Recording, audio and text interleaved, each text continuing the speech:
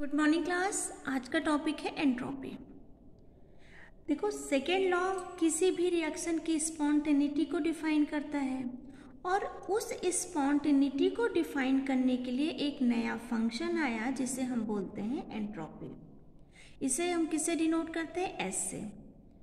और ये जो होता है, ये क्या होता है आपका? ये एक स्टेट फंक्शन होता है। एंट्रोपी क्या होता है आपका? एक स्टेट फंक्शन होता है। हम किसी भी स्टेट के एग्जैक्ट एंट्रोपी फाइंड आउट नहीं कर सकते।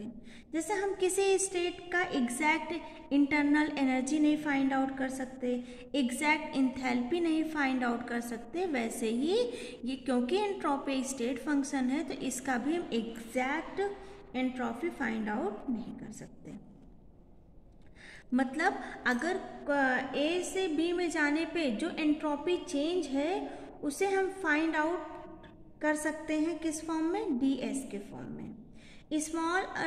स्मॉल चेंज होगा तो उसको ds से डिनोट करेंगे और अगर लार्ज चेंज होगा तो उसको हम डेल्टा s से दिखाएंगे। तो delta s is equal to क्या हो जाएगा? जैसे ये रिएक्शन a से b में हो रही है स्पॉन्टेनियस रिएक्शन, तो ये क्या हो जाएगा? SB minus SA। मतलब ये आपका b क्या है? फाइनल है और a क्या है? आपका इनिशियल है। ओके मतलब एंट्रोपी किसी भी प्रोसेस की स्पॉन्टेनिटी को डिफाइन करने के लिए रिक्वायर क्या होती है? एक फंक्शन होती है। किसी भी सिस्टम के द्वारा यदि रिवर्सिबल प्रोसेस है तो उस सिस्टम के द्वारा जो एनर्जी होगी, जो एनर्जी एब्जॉर्ब की जाएगी की गई है टेम्परेचर पे, तो वो एंट्रोपी चेंज होगा। फिर से एक बात देख लो, किसी भी सिस्टम के द्वारा यदि रिवर्सिबल प्रोसेस है में उस सिस्टम के द्वारा dq, ये dq क्योंकि प्रोसेस हमारा क्या है? रिवर्सिबल, तो यहाँ मैंने शॉर्ट फॉर्म में लिख दिया है। तो किसी भी सिस्टम के द्वारा यदि किसी रिवर्सिबल प्रोसेस में उस सिस्टम के द्वारा dq एनर्जी एब्जॉर्ब की गई है किस पे? T टेम्परेचर पे, तो एंट्रोपी में जो चेंज होगा वो हो जाएगा ds is equal to dq reversible upon T। dq reversible energy है और किस पे? टेम्परेचर T पे एब्जॉर्ब की गई है। ठीक है, तो उसमें जो एनर्जी चेंज होगा, जो एंट्रोपी चेंज होगा, उसको हम लिखेंगे ds। और ये जो एंट्रोपी होता है वो किसी भी सिस्टम के रैंडमनेस को डिफाइन करता है। जैसे जैसे मैटर बढ़ता जाएगा सिस्टम के अंदर रैंडमनेस भी बढ़ती जाएगी। रैंडमनेस मतलब जिगजैग मोशन में कहीं भी क्या करे, वो क्या करे? किसी भी डायरेक्शन में वो मूव करे। तो जैसे जैसे मैटर बढ़ता जाएगा सिस्टम की रैंडमनेस भी बढ़ती जाएगी। तो एनर्जी मैटर की क्वांटिटी पर डिपेंड हो रही है। ठीक है, तो ये एंट्रोपी जो होती है, जैसे जैसे मास बढ़ता जाएगा एंट्रोपी बढ़ती जाएगी। तो एंट्रोपी क्या है? एंट्रोपी डिपेंड कर रही है किस पे? मास पे डिपेंड कर रही है। तो थर्मोडायनेमिक्स फर्स्ट में हमने पढ़ा था कि जो चीज़ मास पे डिपेंडेंट होती है उसको हम एक्सटेंसिव प्रॉपर्टी बोलते हैं। तो एंट्रोपी हमारी कैसी प्रॉपर्टी हो गई? एक एक्सटेंसिव प्रॉपर्टी हो गई। ठीक, अब अगर यहाँ पे मैंने स्मॉल चेंज के बारे में बताया था, dq एनर्जी रिवर्सिबल प्रोसेस में एब्जॉर्ब हो रही T टेम्परेचर पे। अगर कंप्लीट चेंज हो तो इसके लिए हम क्या लिख सकते हैं? Delta S is equal to q reversible upon T।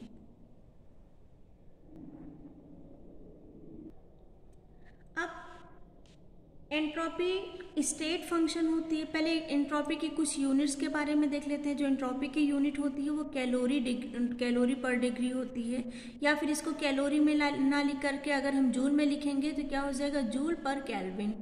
Entropy क्या होती है? हमारी एक्सटेंसिव प्रॉपर्टी होती है, क्योंकि अभी मैंने आपको बताया था वो मास पे डिपेंडेंट होती है। जैसे जैसे मास बढ़ाते जाएंगे उसमें रैंडमनेस बढ़ती जाती है। और अगर हमें मोलर एंट्रोपी निकालनी है किसी की तो उसके लिए क्या हो जाएगा? Delta S is equal to q reversible upon T, और पूरे के बाहर क्या लग जाएगा? n, क्योंकि हम मोलर एंट्रोपी निकाल रहे हैं। मोलर एंट्रोपी की यूनिट क्या हो जाएगी? जूल पर केल्विन पर मोल। ठीक है, मोलर एंट्रोपी की जो यूनिट हो जाएगी वो हो जाएगी जूल पर केल्विन पर मोल। अब ये जो एंट्रोपी होती है, अभी मैंने पहले बताया था, ये कैसा फंक्शन होती है, ये एक स्टेट फंक्शन होती है। ये किस पे, एंट्रोपी का जो एंट्रोपी फंक्शन होती है किसका किसका, वॉल्यूम, टेम्परेचर एंड प्रेशर का। और एक टाइम पे हम किन्हीं दो ही वेरिएबल का ही फंक्शन, मतलब ये जो एंट्रोपी होती है, देखो ये किसका किसका फंक्शन होती है, वॉल्यूम का, टेम्परेचर का और प्रेशर का। लेकिन ये तीनों का फंक्शन होती है, लेकिन किसी एक टाइम पे हम किन्हीं दो ही, जो एंट्रोपी होती है वो किन्हीं दो का ही फंक्शन होगी, चाहे वो वॉल्यूम टेम्परेचर का हो, चाहे वो टेम्परेचर और प्रेशर का हो। मतलब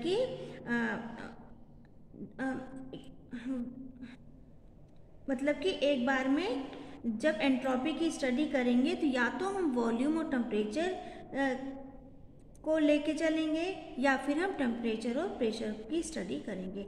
मतलब एक बार में केवल दो ही वेरिएबल के ऊपर डिपेंड करती है हमारी एंट्रोपी। जैसे एंट्रोपी फंक्शन हो जाएगी, अगर दो वेरिएबल के ऊपर एक बार में डिपेंड करेंगे तो प्रेशर और टेम्परेचर, और या फिर टेम्परेचर एंड प्रेशर। अब आता है कि एंट्रोपी स्टेट फंक्शन क्यों होती है। इसके लिए हम एक डेरिवेशन करेंगे।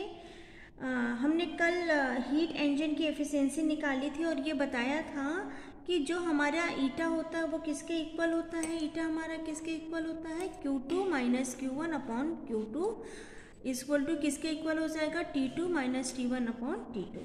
अगर हम इसको सॉल्व करेंगे तो ये क्या हो जाएगा हमारा, 1 minus Q1 upon Q2 is equal to 1 minus T1 upon T2।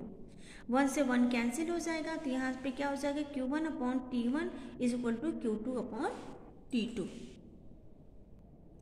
इसको और सॉल्व करें तो Q2 upon T2 minus Q1 upon T1 is equal to 0 हो जाएगा। ठीक, अब इसको क्या कर सकते हैं बेटा, इसमें हम क्या कर सकते हैं, ये जो माइनस है उसको अंदर ले लो, तो ये क्या हो जाएगा, Q2 upon T2 plus minus Q1 upon T1 is equal to 0। यहाँ से ये जो टेम्परेचर है ये हमारा क्या है, आइसोथर्मल है, और ये Q हमारा क्या है, एडियाबैटिक प्रोसेस है। अगर तो A से B में अगर हम जा रहे हैं तो जो एनर्जी है वो Q1 है और टेम्परेचर T1 है, और वापस जब हम B से A में जा रहे हैं तो बेटा यहाँ पे ये जो माइनस चार्ज आया वो कैसे आया है, हमने 1 वाली स्टेट को एक साइड में ले लिया और 2 वाली स्टेट को एक साइड में ले लिया। यहाँ पे जो था हमारा, आई थिंक आपको विजिबल होगा,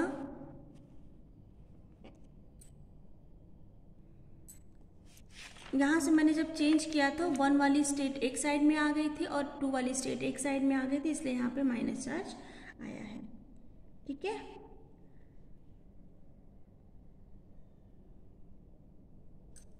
ये Q1 है आपका।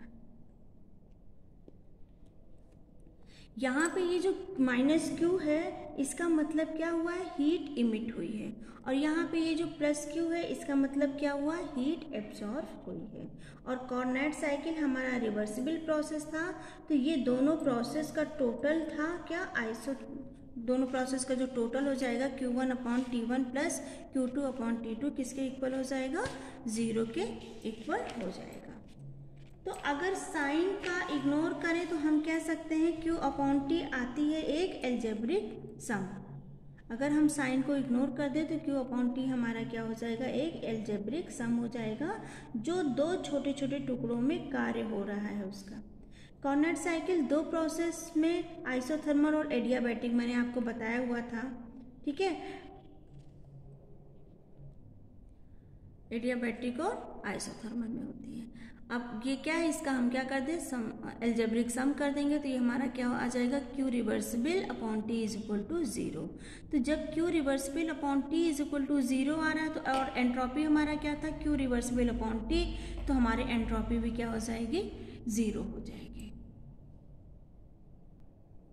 अब हम निकालेंगे entropy change in isothermally ideal gas expansion.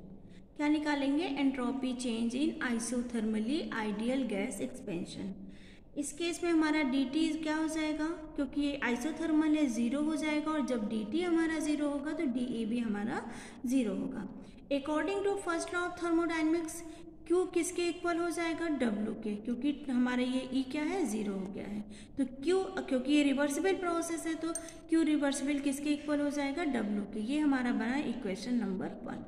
At constant temperature पे हमने W की वैल्यू क्या फाइंड आउट की थी जब कॉर्डिनेट साइकिल निकाल रहे थे, क्या निकला था हमारा, RT ln V2/V1। ये हमारा बन गया इक्वेशन नंबर 2। तो ये W की वैल्यू यहाँ पे अगर हम पुट करें तो put the value of W from equation 2 into equation 1। तो ये हमारा Q रिवर्सिबल क्या बन के आ जाएगा, RT ln V2/V1। ये हमारा क्या बना, इक्वेशन नंबर 3। अब हमको पता है कि डेल S किसके इक्वल होता है, Q रिवर्सिबल अपॉन T। अब यहाँ ये जो Q रिवर्सिबल की वैल्यू है ये हमने यहाँ पे निकाली है, तो हम इस वैल्यू को यहाँ पे क्या कर सकते हैं, पुट कर सकते हैं। तो put the value of Q reversible from equation 3 into equation 4। इसमें ये जो Q रिवर्सिबल की वैल्यू है जब हम यहाँ पे रखेंगे तो ये हमारा क्या निकल के आएगा, delta S is equal to RT ln V2/V1 और नीचे क्या था, T। अब यहाँ भी T है, यहाँ भी T है, ये दोनों कैंसिल आउट हो जाएंगे तो एंट्रोपी क्या निकल के आएगी, delta S is equal to R ln V2/V1। ठीक है। अब हमको पता है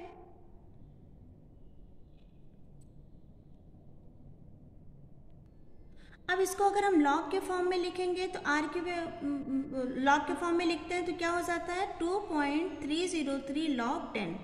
तो हम यहाँ पे क्या लिख सकते हैं, डेल्टा S ln की जगह क्या लिख सकते हैं, 2.303 R log V2/V1। This is the entropy change for ideal gas isothermal expansion. ये जो एंट्रोपी चेंज आया है वो किसके लिए आया है, आइडियल गैस में आइसोथर्मल एक्सपेंशन के लिए ये चेंज आया है। अब हम बात करते हैं, अब हम निकालेंगे entropy change in isothermal gas expansion के लिए निकल गया था। अब हम बात करते हैं entropy change in physical state. Physical state में जो एंट्रोपी चेंज हो रही है वो कैसे हो रही है। ठीक है, अगर सॉलिड से लिक्विड में और लिक्विड से सॉलिड से कोई चीज़ लिक्विड में कन्वर्ट हो रही है, किसमें, T टेम्परेचर पे। ठीक है, तो सॉलिड से लिक्विड में कन्वर्ट होगा तो आपने अगर कोई चीज़ सॉलिड से लिक्विड में कन्वर्ट हो रही है तो वो अपने मेल्टिंग पॉइंट के ऊपर कन्वर्ट होगा। तो यहाँ हम कह सकते हैं मेल्टिंग पॉइंट हमें यहाँ पे हम T के नीचे क्या लिख सकते हैं, M। ये हमारा क्या है, मेल्टिंग पॉइंट।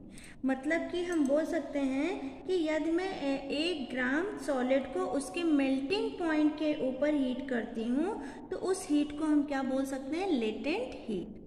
फिर से समझ लो, सॉलिड लिक्विड में चेंज हो रहा है, कब चेंज होगा, मेल्टिंग पॉइंट के ऊपर। तो अगर मैं 1 ग्राम सॉलिड को उसके मेल्टिंग पॉइंट के ऊपर हीट करती हूँ तो उस हीट को हम लेटेंट हीट बोलते हैं। ठीक है, और ये जो हीट होता है इसको हम बोल सकते हैं हीट ऑफ फ्यूज़न। इस हीट को क्या बोला जाता है, हीट ऑफ फ्यूज़न, जिसको डिनोट किया जाता है डेल HF। क्या बोला जाएगा इसको, हीट ऑफ फ्यूज़न। कोई सॉलिड जब लिक्विड में कन्वर्ट हो रहा है तो अपने मेल्टिंग पॉइंट के ऊपर, तो उसमें जो हीट रिक्वायर्ड होती है उसको हम बोलते हैं लेटेंट हीट, और उसको हम डिनोट करते हैं डेल HF से, जिसको हम बोलते हैं हीट ऑफ फ्यूज़न। ओके, मतलब कि यहाँ पे ये जो Q रिवर्सिबल है वो किसके इक्वल है, डेल HF। अब एंट्रोपी क्या था हमारा, एंट्रोपी था हमारा Q रिवर्सिबल अपॉन T। तो यहाँ पे Q रिवर्सिबल हमारा क्या है, डेल HF।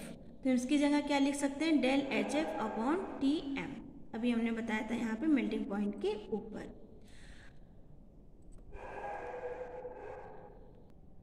तो ये हमारा निकल के आया एंट्रोपी चेंज, किसके फॉर्म में, लेटेंट हीट के फॉर्म में। ठीक है, अब आइए देखते हैं एंट्रोपी इंक्रीज होगी या एंट्रोपी डिक्रीज होगी। यहाँ सिस्टम को हीट दी जा रही है, यहाँ पे जो ये सिस्टम था उसको हीट दी जा रही थी, तो जो डेल HF आया है वो किस में आएगा, पॉजिटिव में। ठीक है, तो solid to liquid entropy change हो रहा है किस में, पॉजिटिव में। तो यहाँ पे जो एंट्रोपी चेंज आएगा वो किस में आएगा, पॉजिटिव में, मतलब पॉजिटिव एंट्रोपी चेंज यहाँ पे होगी, क्योंकि सॉलिड को हीट दी जा रही है किस में कन्वर्ट होने के लिए, लिक्विड में। अब आइए देखते हैं लिक्विड टू सॉलिड। अगर लिक्विड से सॉलिड में कन्वर्ट हो रहा है तब क्या होगा, कोई भी लिक्विड गैस में कब चेंज होगा, जब हम उसको बॉइलिंग पॉइंट के ऊपर ले जाएंगे। जैसे इसमें सॉलिड का लिक्विड में कब कन्वर्ट हो रहा था, जब हम उसको उसके मेल्टिंग पॉइंट के ऊपर ले जा रहे थे। वैसे ही जब लिक्विड जो है वो गैस में या वेपर में कब कन्वर्ट होगा, जब हम उसको बॉइलिंग पॉइंट के ऊपर ले जाएंगे। तो यहाँ मैंने टेम्परेचर T के साथ M लिखा था क्योंकि मेल्टिंग पॉइंट था, तो यहाँ पे हम टेम्परेचर के साथ क्या लिखेंगे, B, क्योंकि ये हमारा क्या है, बॉइलिंग पॉइंट है। और जो हीट देंगे उससे लिक्विड वेपर में चेंज हो रहा है, जो भी हीट हमने दिया उससे लिक्विड किस में चेंज हो रहा है, वेपर में चेंज हो रहा है। तो वो क्या होगा, उसको, उस हीट को हम क्या बोलेंगे, वेपराइजिंग हीट। यहाँ पे एंट्रोपी चेंज किस में होगा, पॉजिटिव में होगा, क्योंकि यहाँ भी हम क्या कर रहे हैं, हीट प्रोवाइड कर रहे हैं। तो यहाँ पे जैसे डेल्टा H ये क्या था, हीट ऑफ फ्यूजन था, यहाँ पे डेल्टा H V लिखेंगे, हीट ऑफ वेपराइजेशन। अब Q क्या है हमारा, डेल एच वी है, हीट ऑफ वेपराइजेशन है, तो del S equal to delta S equal to क्या हो जाएगा, delta H V upon T. ठीक है, यहाँ पे भी क्योंकि हीट प्रोवाइड की जा रही है इसलिए एंट्रोपी में जो चेंज आएगा वो किस में आएगा, पॉजिटिव में आएगा। अब बात करते हैं ट्रांजिशन। जब एक फॉर्म से दूसरी फॉर्म में ट्रांजिशन करते हैं तो T भी ट्रांजिशन टेम्परेचर होगा।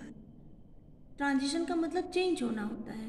तो जब एक फॉर्म से दूसरे फॉर्म में ट्रांजिशन होता है तो जो टेम्परेचर भी क्या होगा, ट्रांजिशन टेम्परेचर होगा। ठीक है, जब ट्रांजिशन टेम्परेचर होगा, जैसे यहाँ पे एंट्रोपी है वो S1 से S2 में चेंज हो रही है, तो यहाँ पे जो टेम्परेचर होगा वो क्या होगा, आपका ट्रांजिशन टेम्परेचर होगा। तो यहाँ पे T के नीचे हम क्या लिखेंगे, ट्रांजिशन टेम्परेचर, या फिर इसको हम लिख सकते हैं डेल्टा एच टी। ठीक, अब यहाँ इस ट्रांजिशन टेम्परेचर, अब ये डेल्टा टी एच की वैल्यू हम कहाँ रख देंगे, डेल एस इक्वल टू, ये क्यू की वैल्यू है ना, एनर्जी, तो यहाँ पे क्या लिख सकते हैं, delta H T upon D T. अब यहाँ पे जो डेल्टा एच टी है, मतलब ट्रांजिशन टेम्परेचर जो है यहाँ पे, वो नेगेटिव भी हो सकता है और वो पॉजिटिव भी हो सकता है, क्योंकि एक फॉर्म को हम दूसरे फॉर्म में चेंज कर रहे हैं। एक फॉर्म में हीट देंगे और दूसरे फॉर्म में हीट क्या होगी, रिलीज होगी। इसलिए यहाँ पे एंट्रोपी चेंज जो होगा वो आपका नेगेटिव भी होगा और पॉजिटिव भी होगा। आई होप आपको यहाँ तक समझ में आया होगा। अब इसके आगे की क्लास हम अपने नेक्स्ट लेक्चर में करेंगे। Thank you.